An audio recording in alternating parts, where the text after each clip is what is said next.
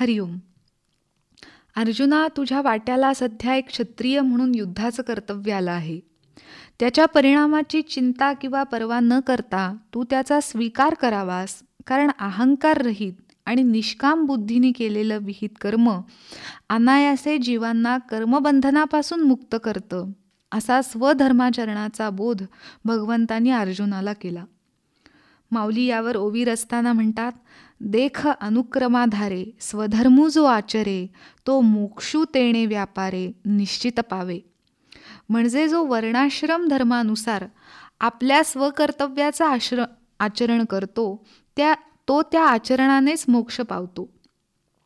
सत्कर्माचं आणि हेतुविरहित कर्माचं पर्यवसन अंती ज्ञानातच होतं, म्हणून स्वकर्तव्याचरणाने मोक्ष प्राप्त होतो, असा भगवंतांचा सिद्धांत आहे.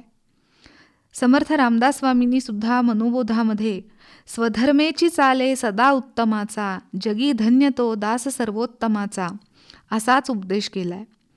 असा श्लोक रचून स्वकर्तव्य पालन करणारा सर्वोत्तम परमेश्वराचा सेवक जगामध्ये धन्य होतो, हा सिद्धांत म्हणून सांगितला गेला आहे.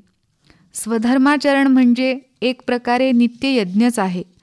माऊलींनी ज्ञानेश्वरीत बरेच ठिकाणी यज्ञ हा शब्द वापरलाय. स्वधर्माचरण विहित कर्माचरण अनासक्तीने अहंकाररहित होऊन केल्यास ते कर्म यज्ञ संज्ञेला प्राप्त होतं, असं माऊली म्हणतात. कारण यज्ञामध्ये मुख्यतः ममत्व सोडून आहुती द्यायची असती. ज्याची आहुती द्यायची ती वस्तू अग्निरूप होऊन जाते. त्यामुळे त्या वस्तूबद्दलचं ममत्व सुटतं. हाच हेतू निष्काम कर्माद्वारा साध्य होत असल्यामुळं कर्माला देखील यज्ञाची प्रतिष्ठा आहे. निव्वळ कर्मकांडात्मक भक्तीचा किंवा पारमार्थिक ओलावा नसताना केलेल्या देवपूजेचा, तत्सम उपदेवतांना तांत्रिक कर्मांनी पूजण्याचा अथवा अंधश्रद्धेला बळी जाऊन स्वकर्तव्याला सोडण्याला माऊलींचा पूर्ण विरोध आहे. म्हणून माऊली म्हणतात, देवांतरा न भजावे, हे सर्वथा काही न करावे, तुम्ही स्वधर्म यज्ञासी यजावे अनायासे. ज्ञानेश्वर माऊलींसारखे संत नेहमीच अंधविश्वास आणि भक्ती यातला फरक अशा तऱ्हेने स्पष्ट करतात.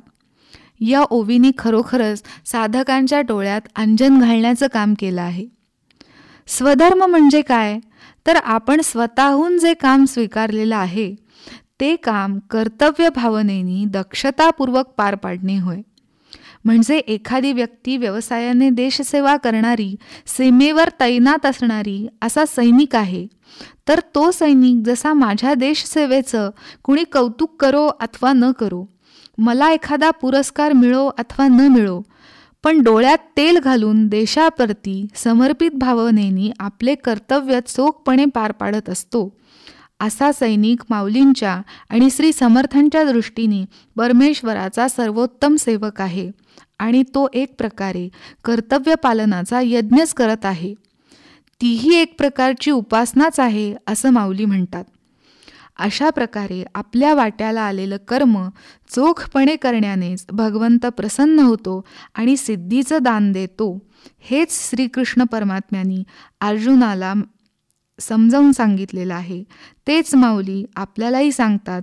तुर्तास याचंच साकल्याने चिंतन करून आचरण करूया. तोपर्यंत रामकृष्ण हरी.